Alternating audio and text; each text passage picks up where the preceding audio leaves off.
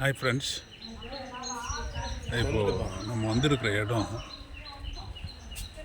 ஒரு சிவன் கோயிலுங்க.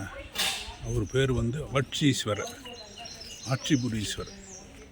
நீங்கள் பதவி உயர்வு, அரசியல் செல்வாக்கு, புத்திர பாக்கியம், குழந்தை பாக்கியம், திருமணத்தடை இதெல்லாம் விலகணும்னா இந்த ஆட்சிபுரீஸ்வரர் இல்லைன்னா ஆட்சீஸ்வரரை வணங்கி இங்கே வந்து இந்த கோயிலில் வணங்கினீங்கன்னாவே உங்களுக்கு இந்த இந்த விஷயம்லாம் தானாக நடக்கும்.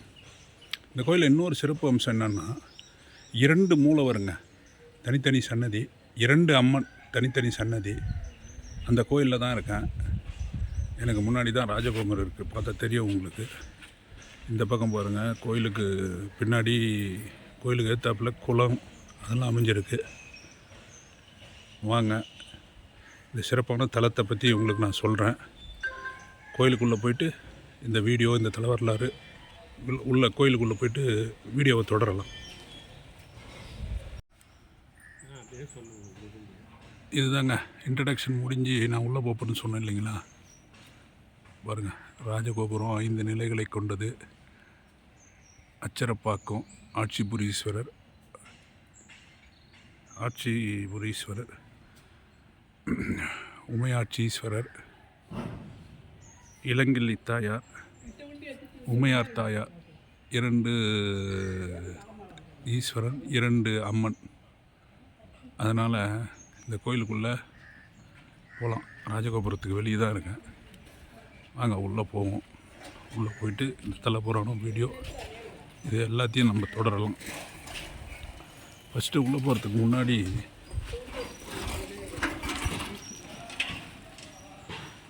இந்த பக்கம் விநாயகர் ஒருத்தர் இருக்காருங்க வெளியில். அவரை வணங்கிட்டு உள்ளே போவோம். இதுதான் என்ட்ரன்ஸு. 5 நிலைகளை கொண்ட ராஜகோபுரம். வாங்க வீடியோக்குள்ளே போகலாம். வெளியே இன்ட்ரடக்ஷன் முடிஞ்சு இப்போ நான் வந்து கோயிலுக்குள்ளே வந்துட்டேன்.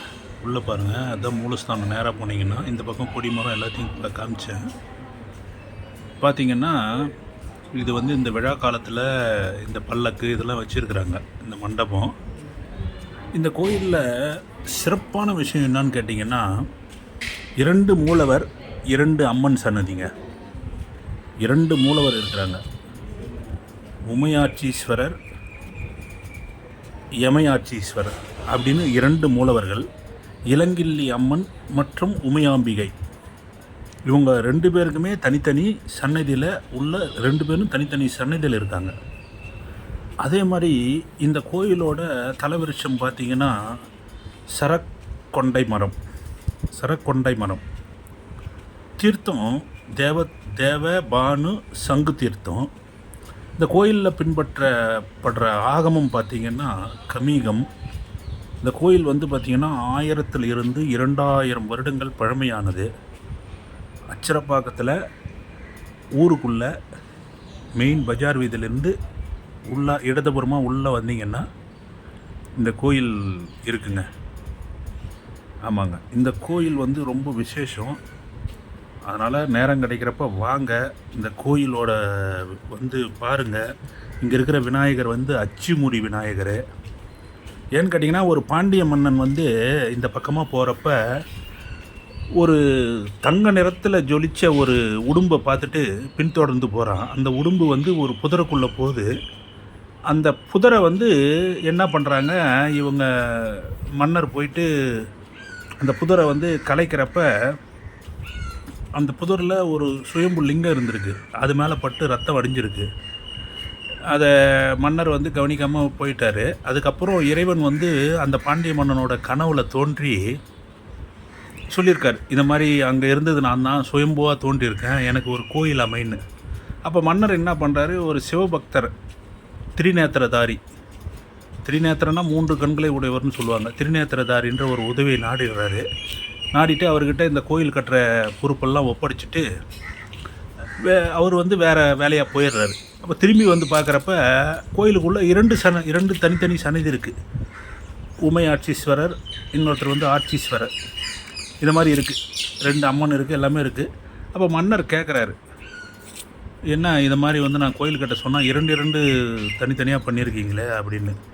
அப்போ தான் அந்த திருநாத்திரதாரி சொல்கிறாரு, ஒன்று வந்து உமை ஆட்சீஸ்வரர், உமைனா அரசன் அப்படின்னு ஒரு பொருள் இருக்குது, உங்களுக்கானது. இன்னொன்று வந்து இதே உடும்பு எனக்கும் காட்சி கொடுத்தாரு, அதனால் என்ன ஆட்கொண்டதால் எமை ஆட்சீஸ்வரர், அவருக்கு ஒரு சன்னதியும் உங்களுக்கு ஒரு சன்னதியும் தனித்தனி சன்னதியும் நான் பண்ணியிருக்கேன்னு சொல்கிறாரு விளக்கம். அதை மன்னனும் ஏற்றுக்கிட்டு சமாதானமாயிடுறாரு. இதோ இந்த இடத்துல இருக்குது பாருங்கள், இந்த மரம் வருது பார்த்தீங்களா, காமிக்கிறேன் இருங்க, இன்னும் க்ளீனாக காமிக்கிறேன். இந்த சரக்கொன்றை மரத்தோட சரக்கொன்றை மரமாகவே இந்த கோயிலோட தலைவர் உச்சமாகவே அந்த திருநேத்திரதாரி மாறிடுறார். சரக்கொன்றை மரமாகவே அதுக்கு கீழே வந்து சிவன் சிலைகள்லாம் இருக்கும். ஆமாம், இப்போ பார்த்தீங்கன்னா தெரியும், இதோ இங்கே இருக்குது பார்த்தீங்களா நந்தி. இந்த இந்த இடத்துல இந்த சரக்கொன்றை மர வடிவமாகவே மாறிடுறார் அந்த திருநேத்திரதாரி இந்த கோயிலில். இந்த மாதிரி ரொம்ப சிறப்பான ஒரு கோயிலுங்க, ரொம்ப விசேஷமான ஒரு கோயில். அச்சரப்பாக்கம் டவுனுக்குள்ளே இருக்குது. நம்ம ஹைவேவில் போகிறப்போ அச்சரப்பாக்கன்ற ஊரை கிராஸ் பண்ணி தான் போவோம் எல்லோரும். மேக்ஸிமம் நீங்கள் வந்து தமிழ்நாட்டினுடைய தெற்கு பகுதியை நோக்கி போகிறப்ப அச்சரப்பாக்கத்தை தவிர்த்துட்டு போக முடியாது. அச்சரப்பாக்கம் அந்த மெயின் என்ஹெச்சிலேருந்து ஒரு அரை கிலோமீட்டர், ஒரு 500 மீட்டர் இல்லை 600 மீட்டரில் தான் இந்த கோயில் இருக்குது. நீங்கள் ஒரு முறை இந்த கோயிலை வந்து பாருங்கள், ரொம்ப நீட்டாக அழகாக, கிராமத்தில் எவ்வளோ அழகாக பண்ணியிருக்காங்க பாருங்கள். ரொம்ப நேர்த்தியாக இருக்குங்க, ரொம்ப க்ளீனாக நீட்டாக, மதில் சுவர்கள் அந்த மாதிரி வந்து ரொம்ப ஒரு மன அமைதி தர கோயில்.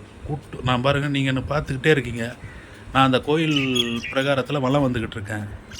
எந்த விதமான ஒரு டிஸ்டர்பன்ஸும் இல்லைங்க, அவ்வளோ அமைதியாக மன நிறைவோடு இருக்குது. கோயில் திறக்கும் நேரம் பார்த்திங்கன்னா காலை 6 to 11, திரும்பவும் மாலை 4 to 8:30. இங்கே இருக்கிற ஆட்சிபுரீஸ்வரர் வந்து அச்சேஸ்வரர்னு சொல்கிறாங்க. இங்கே இருக்கிற விநாயகர் அச்சுமுடி விநாயகர், அச்சு முறிச்சவர். அந்த மன்னனோட தேர் வந்து அச்சு முறிஞ்சு நின்று போச்சு. அந்த மன்னன் இவரை கும்பிடலன்ற முதல்ல விநாயகரை தானே வணங்கணும், விநாயகரை வணங்காத போயிட்டான்னு சொல்லி அந்த தேரோட அச்சை முறித்து அந்த தேர் நின்று போகுது. அப்போ தான் அந்த மன்னன் வந்து அந்த தங்க உடும்பை பார்க்குறான். அதனால் இங்கே இருக்கிற விநாயகருக்கு அச்சுமுறி விநாயகர்ன்ற பேரும் இருக்குது. இந்த மாதிரி வந்து நிறைய விசேஷங்க. இந்த பக்கம் சுவரில் சித்திரெல்லாம் பாருங்கள், வேலைப்பாடுகள்லாம் அவ்வளோ அருமையாக இருக்குது. அதாவது வந்து ஒரு ரொம்ப நிறைய பேருக்கு தெரியாத கோயில், ஆனால் ரொம்ப அழகான கோயிலுங்க, ரொம்ப அழகான கோயில். பாடல் பெற்ற தலங்களில் இதுவும் ஒன்று. அப்பர், திருஞான சம்பந்தர், மாணிக்கவாசகர் எல்லாரும் இந்த கோயிலில் பாடியிருக்காங்க. மீண்டும் ஒரு முறை கொடிமரம், பலிபீடம், நந்தி. இந்த பக்கம் பாருங்கள், இந்த சன்னதி தான் இளங்கிலி அம்மன் சன்னதி. இங்கே ஒரு சன்னதி இருக்கா, உள்ளவே ஒரு சன்னதி இருக்குது உனக்கு. அதனால் வாங்க, நேரம் கிடைக்கிறப்ப கண்டிப்பாக வாங்க. இந்த எழுத்தில் போர்டுலாம் இருக்குது பாருங்க, இந்த கோயிலை பற்றின விஷயங்கள்லாம். ஆமாம், யார் யார் பாடல் பெற்ற தலம், யார் பாடினது, இந்த கோயிலோட வரலாறு எல்லாமே இருக்குது. ரொம்ப விசேஷமான கோயிலுங்க. அதனால் நேரம் கிடைக்கிறப்ப வாங்க. நான் தரிசனம்லாம் முடிச்சுட்டு வெளில வரேன், வந்து பாருங்கள். இந்த சிவனோட அருள் உங்கள் அனைவருக்கும் கிடைக்கணும்னு நான் வேண்டிக்கிறேன். நீங்களும் நேரில் வந்து இந்த கோயிலை வந்து போகிறப்போ, இந்த வழியாக போகிறப்ப வந்து பாருங்கள். திரும்பவும் ஒரு முறை தரிசனத்தை பாருங்கள். நன்றி, வணக்கம்.